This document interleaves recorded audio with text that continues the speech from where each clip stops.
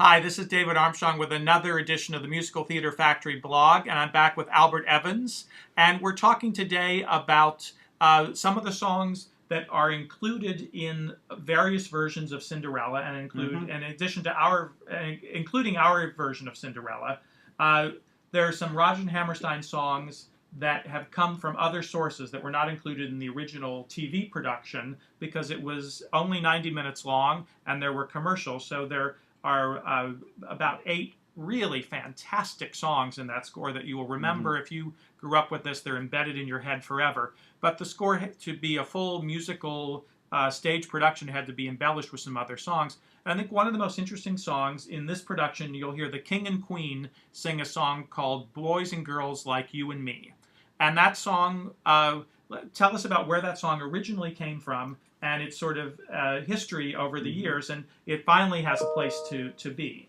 Well, I believe it was actually originally written for Oklahoma. It was. For Laurie and Curly to sing in Oklahoma. And it's in the second act, I believe, which has been replaced by a reprise of People Will Say We're in Love. It's in that when they finally say, let everyone know, let people say we're in love. So somewhere during the development of Oklahoma, during the out-of-town process, that song was in there, and then they decided to take it out and put in this reprise. It's a very gentle song. It's sort of at a strolling tempo. You can imagine, people walking through a park or through some lovely natural setting, and it just didn't seem quite punchy enough for the Oklahoma slot.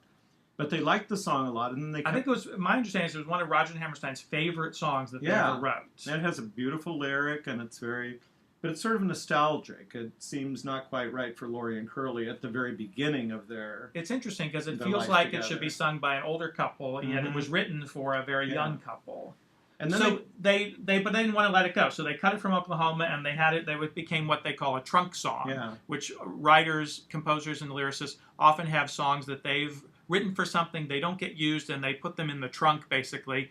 And every once in a while, they'll need a song for something. They'll go to the trunk to pull out what have they got that they already wrote that they really think is great. Well, oddly enough, the next time that it showed up was it was going to be in the movie of Meet Me in St. Louis, which was not a Rodgers and Hammerstein movie. It was songs by Hugh Martin and Ralph Blaine.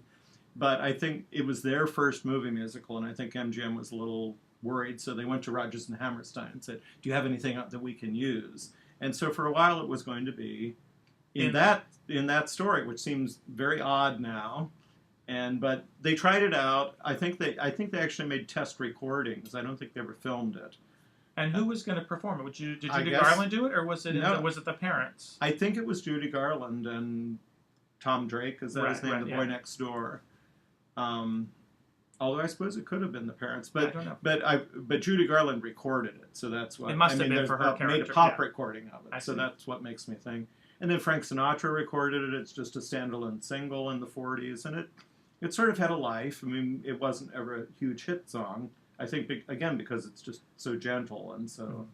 But also never found a show that you put it over.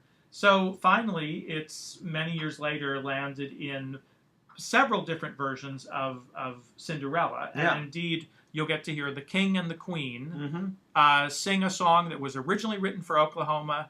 And so when you come back to see Oklahoma, you'll be able to imagine, oh, that's the song that would have gone in that particular spot. It's really sort of fascinating. And now I think it fits very well, and it seems to have found its proper home. In Cinderella. Cinderella. It seems like it seems very inevitable. When we were watching the run-through the other day, they came to that song. I thought, oh, that song just seems like it should have been there from the beginning. Yeah, it really humanizes the king and queen. They're not these regal figures. You actually see them as a loving couple and get a little of their backstory, and it's a beautiful moment. Well, that's the story of Boys and Girls Like You and Me. So come and see it in Cinderella, and then come and not see it in Oklahoma. Thanks so much.